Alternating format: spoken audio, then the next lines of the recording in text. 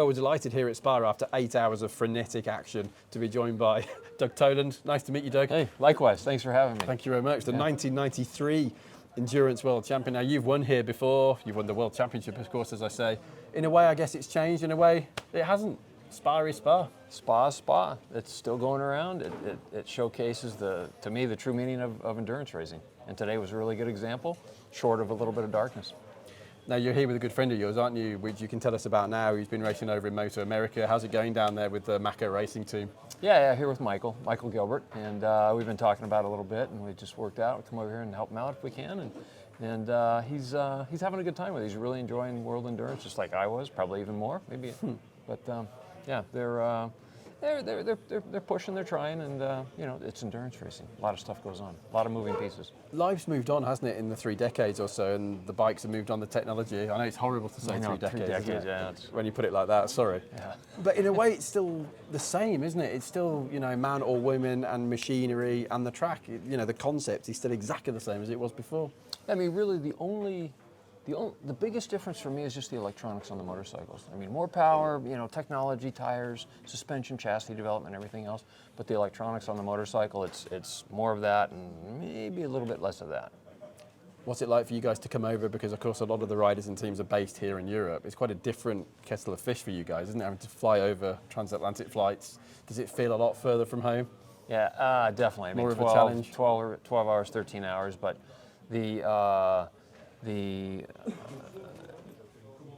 I'm speechless here. It's been a long day. The reward that you get for coming over here, I felt it, Michael felt it. You know, I talked to him before I came over here and just, you know, got some of his feedback, and he was utterly blown away and shocked at the level of everything over here, the enthusiasm, the culture, the track and energy, the racing, the tracks itself, just machine preparation, the size of the teams.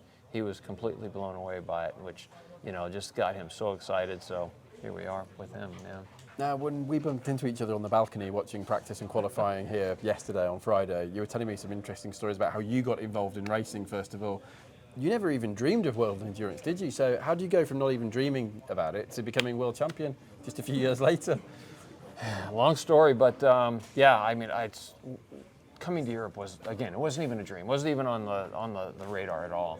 And just one thing led to another, and you know, we had a 24-hour in California, and long story short, I did it, and I was kind of team manager, and it was through Cycle World magazine, and they put it on the cover of the magazine, and I thought it was a great story. We went out there. I was pretty much the fastest guy on the track, daytime, nighttime, and a buddy of mine in Canada, actually wasn't even a friend at that point, Didier Constant, he was my French connection. He knew the French teams over here, and he got me to come over, and God, the rest is history, and just started riding, and you know, I was confident, and I thought I rode pretty good, and you know, unfortunately we crashed probably the 21st hour of the race at Le Mans, 4th place, and I thought I'm done, and they invited me back, and back, and back, and back, and there we go, yeah. What was Spa like back in the day? I mean, I guess it was a lot darker with less lighting. It was obviously a 24-hour race. How challenging was Spa compared to other places? My first laps around Spa were at night in the rain.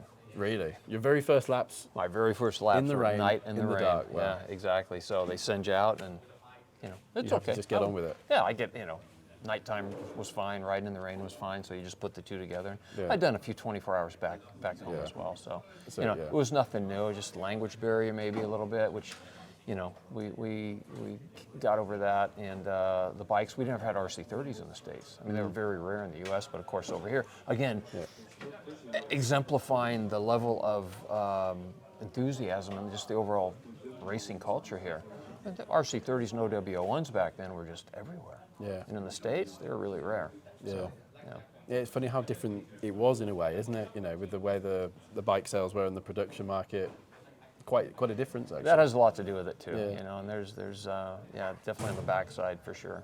You know, how many units are brought in and things like that as well. But yeah, like I said, it wasn't even a dream, and to be the first American to win a world endurance race or be on the winning team, which was phase 1 with Simon Buckmaster and Steve Manley. Yeah. And then to go on and win the world championship, and the first American to win a world endurance championship. Just unbelievable.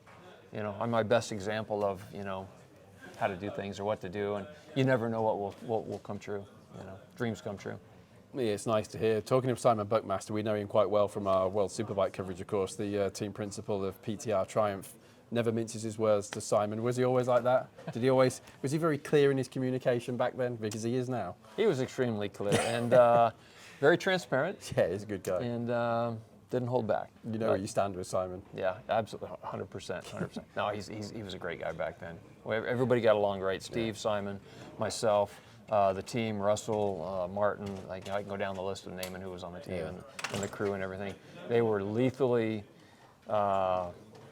focused on what they were doing back then, and it was great. You know, to win these races, it's not just the riders, it's the team, it's the pit stops, it's getting the bike in the pit stop and out of the pit stop, because you know you can win it or lose it in the pits. Absolutely. Absolutely. Yeah, well, we've seen that here today, haven't we? With Today was a really good example of what I say, you know, the true spirit of racing, because, you know, unfortunately York crashed with some pressure from the Honda, and you know, he was limping back to the bike, and he got up real quick, and a friend of mine, that this was his first World Endurance race to come to, and he watched it, and he's here with me as well, and he was truly impressed at that you don't sit there and just walk away, you get up and you get the bike back to the paddock. Just to put things into perspective, Doug, for someone like me who doesn't even ride a bike on the road, let alone race, what is it like to do an endurance race? Certainly a 24-hour endurance race. It's very, very different, isn't it, from MotoGP, superbike racing, superbike models, but it's not world superbikes. How different is it? How much more challenging is it to go through the night? You're cold, it's wet. Physically, it must be difficult. I used to train. You know, I spent a lot of time training, work with universities, like physios and everything back in the States in the day. Okay. So I trained really hard. You know, I just prepared for it.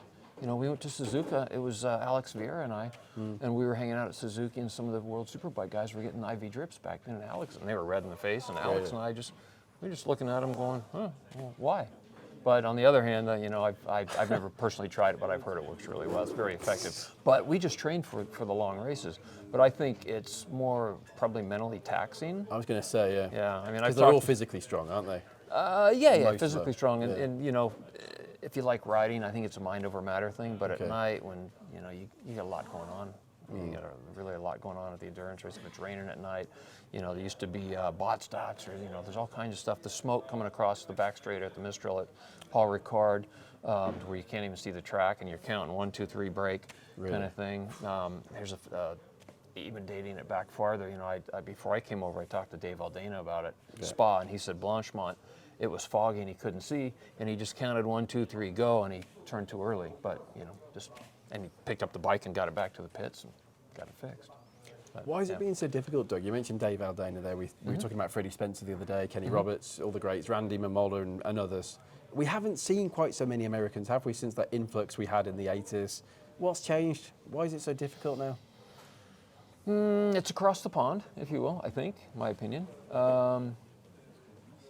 There's a cultivation, I think, of more local people. You know, I've been spending some time down in New Zealand, Australia the last couple of years, and they want to get up here too, because you know they're in their own little Oceania world down there, and they understand too that if you want to go big, you need to come to Europe for sure. And it's the same with the U.S., but it's a long ways away. Yeah. So I think maybe a little bit out of sight, out of mind. I mean, there's different avenues to come in.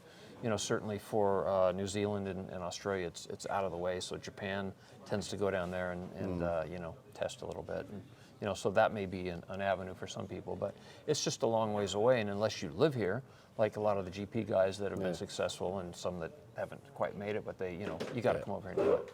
Definitely. Talking of New Zealand, you were telling us you've been seeing a lot of Aaron Slight the last 2 years. How is he these days? What's I he wish up you to? wouldn't have brought that up. No, he's as far as I know, he's having a great time.